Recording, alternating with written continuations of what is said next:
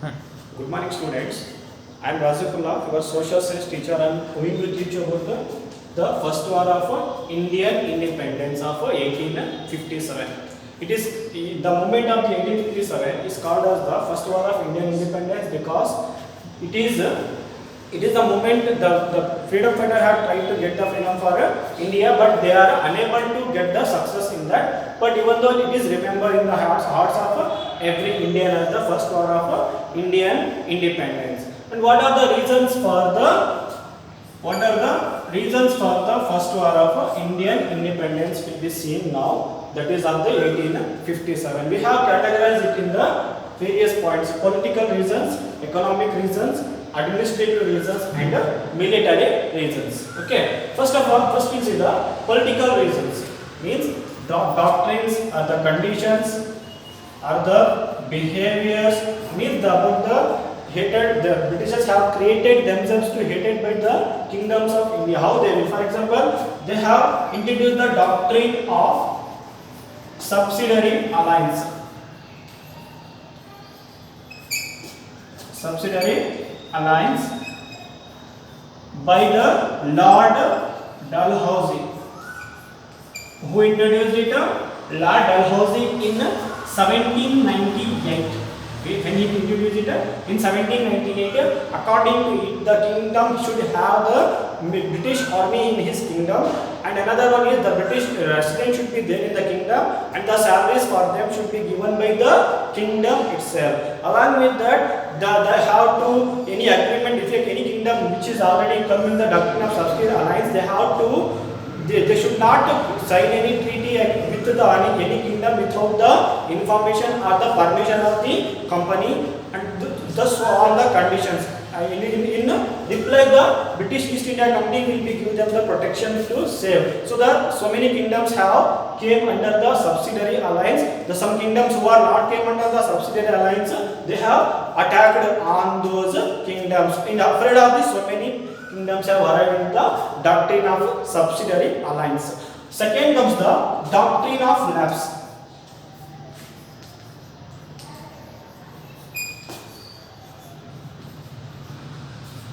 Doctrine of lapse of 1848 by the Lord Wellesley. Who introduced it? Lord Wellesley. Lord Wellesley introduced the doctrine of lapse. In this doctrine of lapse, means adopted child is not having the right to be thrown. Means adopted child can't become the king. So if a king have died without a son, his queen can't be adopted son and make him the king there. So that type of kingdoms which are not having the own son to become the king in that area, that particular kingdom will be directly go to the British East India Company. Okay, that is called as a doctrine of lapse. Lord Wellesley introduced it. In these so many kingdoms, popularly we know the Jhansi, Satara, like this, so many kingdoms have came under the doctrine of lapse. And in Karnataka also we see the Kittur. In the role of the Sangoli Rayana, Kittur Rani Channamma is very important. They have rebelled against the British because of the doctrine of lapse itself. Okay, these are popularly known in Karnataka also. Okay, na? So these are some of the political reasons I have mentioned. More than this, so many are there, but these are the important about the political reasons of the rise of the first war of Indian independence. Second one is the economical reason. What is the economical reason here? Mainly the industrialization in the Europe, especially in the England. When there is a industrialization in the Europe, that time the Indian cottage industries, Indian small industries have lost so many things because of the industrialization. The British are taking the raw materials from here and they are making the things into turning into the materials and then bringing and selling into the very much cost to the Indians itself. So Indians industries are getting a loss here. Okay, na? Who came in the loss? Indian industries are get the loss. Then the zamindari system introduced by the Britishers. So that time the zamindars of the particular, the landlords of the particular region have started collecting the tax for the help of the Britishers. So they are forcing the farmers to give the taxes. That is also one of the one of the economic reasons the people are rebelled against the British East India Company in the 1857. So these are the economic reasons. Okay, next we'll see the administrative reasons.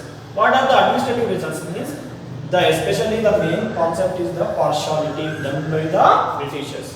Where they have done the partiality? The criminal cases, criminal code or the civil code or the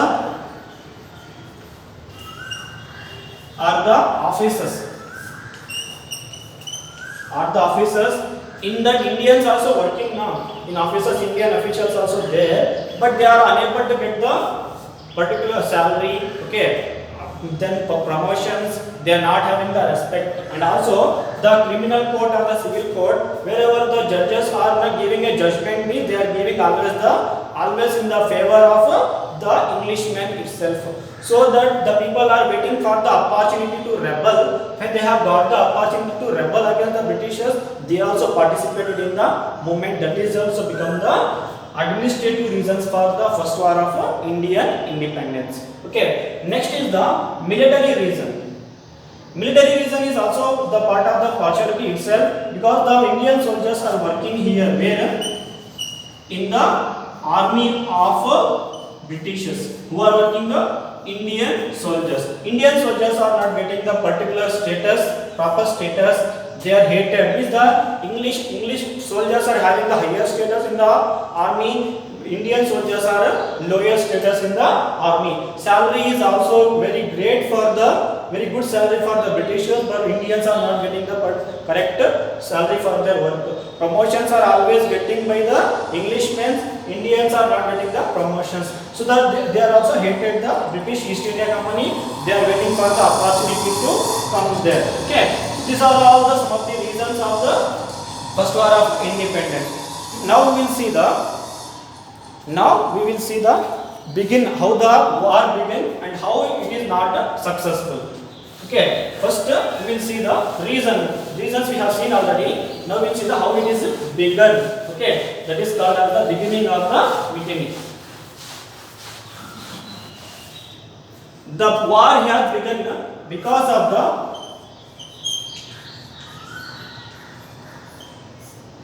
Royal Enfield rifle introduced by the Britishers, and there is a rumor about it that what was there? Rumor about the Royal Enfield rifle is that rifle is made up of the fat of cow and pig.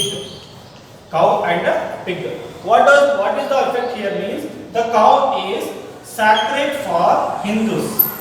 What is the cow? Sacred for Hindus. Means Hindus are always having a respect for the cow. Pig is hate by Muslims. Okay, so means mainly the Muslims and Hindus, only the soldiers are more in the British army. Okay, I am telling you about the soldiers here. Soldiers. Okay, because it is called as a mutiny. Sipahi means the soldiers. Okay, here the cow and pig's fat is there. That is a rumor is spread over there, and when the British officials are ordering to the Indian soldiers to pull the trigger and fire. That time the Indian soldiers are unable, because they can't want to trigger with the mouth itself, so they are not accepting the order. They have rebelled. What they have done? They have rebelled against the British officials. So this is the beginning of the Sipahi mutiny. Then what is happened next? Then the Indian soldiers have done so many tasks here. What I have done means, especially in the Meerut. What was there in the Meerut? There was a military base of Britishers. What was there in the Meerut? Military base of the Britishers. Here the soldiers have rebelled against the Britishers. They have rebelled against the Britishers and they came to Delhi. Where they came? Delhi, and they have made Bahadur Shah. Remember the name? Bahadur Shah II. Who was he? He was the Mughal king. Who was he? Mughal king of the year, during the year of 1857. Okay, so that time the Mughal king Bahadur Shah Zafar means that these soldiers, okay, now who are came there? Group of soldiers. These soldiers have made Bahadur Shah II as the king of India. They have announced Bahadur Shah Zafar is, sorry, Bahadur Shah II is not only the king of Mughals, he is the king of India now. Where they have made him to throne? They have throned him in the Red Fort of Delhi. Where they have throned him? In the Red Fort of Delhi. Okay, and this news is spread like a wildfire all over the India. Then so many groups of the soldiers from the various parts of the India are coming to the Delhi, and they have meeting there. This is the beginning and of the mutiny itself. And here the role of the Rani Lakshmibai of Jhansi, Tantya Tope, okay, Kittur Rani Channamma, okay, Sangvadi Rayana are some of the important persons to be remembered of this first war of Indian independence. But even though it is not successful, the reasons of the failure of the first war of Indian independence will be seen. Okay, we will continue those aspects in the next class.